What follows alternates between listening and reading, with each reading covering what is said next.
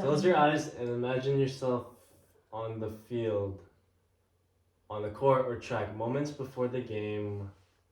Your muscles are tense, your palms are sweaty, and your mind is racing. We have all experienced this in some way, and it is not uncommon to feel. The article, The American College of Sports on Mental Challenges for Athletes, show the statistics of universities and colleges that are 30% and 25% of men and women report to have anxiety. Just like this article, I too am one of these athletes who suffer from competition and performance anxiety.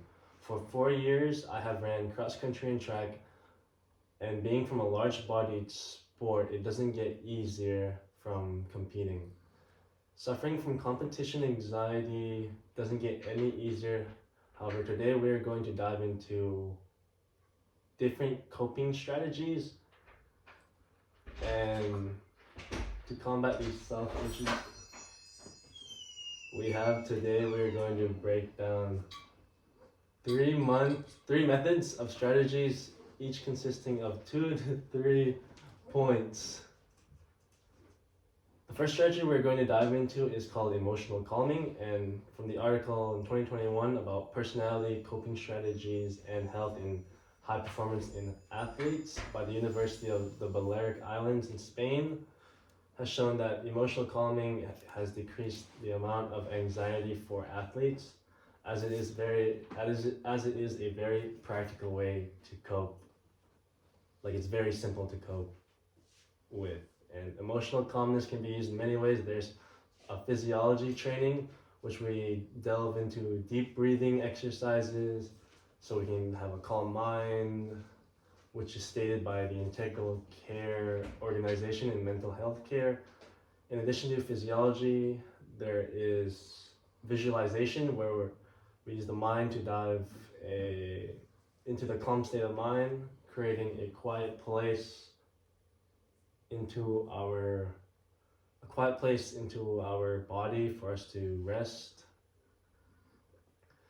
Backed up by this article is the visualization and guided imagery, moving by the University of Houston. And moving to our second strategy, which is called active planning, also known as cognitive reconstruction. Once again, from the article of 2021 by the University of the Balearic Islands, is a method that sounds similar to visualization that we use previously stated. However, it dives into a more physical approach with our intentions. From the action plan written by the Veterans Affairs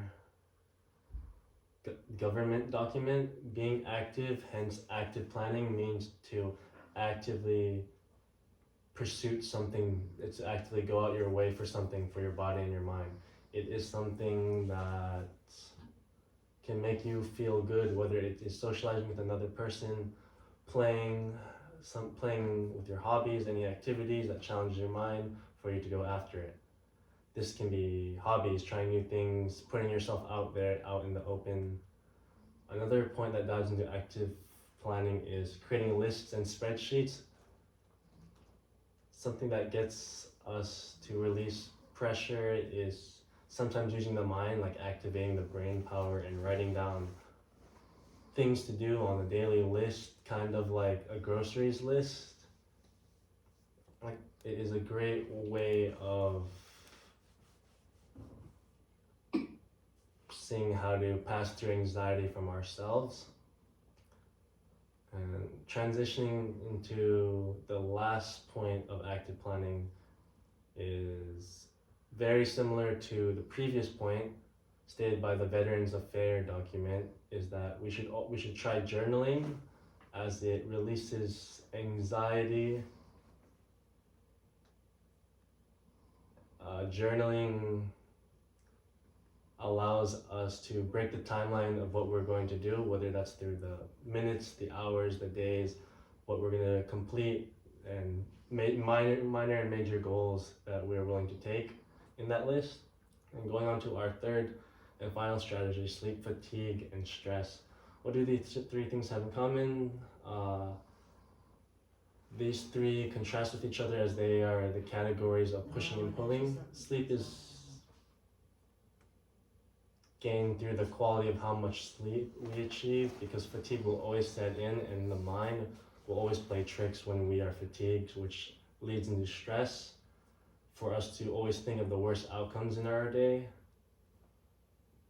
To back this up, this was written by Alexa Fry or Dr. Remen of the article of Sleep and Athletic Performance and Recovery.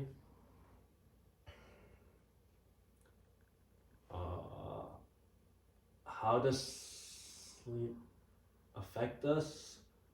Well, for starters, minimum athletes are supposed to be given 7 to 9 hours of sleep to function correctly.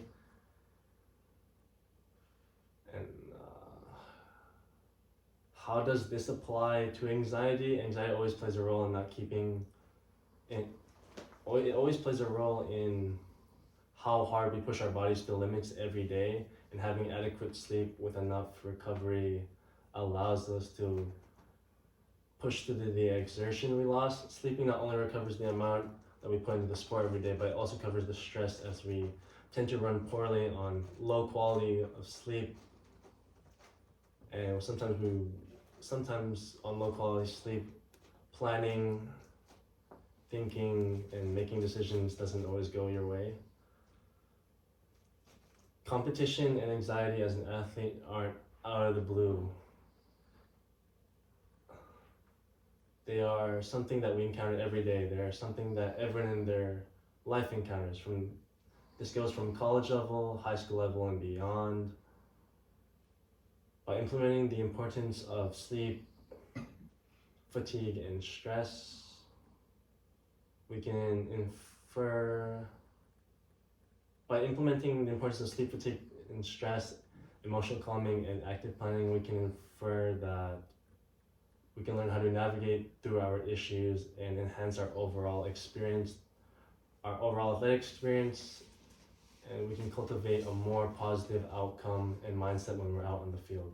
And as athletes, we should always remind ourselves that our well-being is just as important as our time being onto the field. Together, we should face these fears, excel as athletes, and also achieve greatness from our sport. Thank you.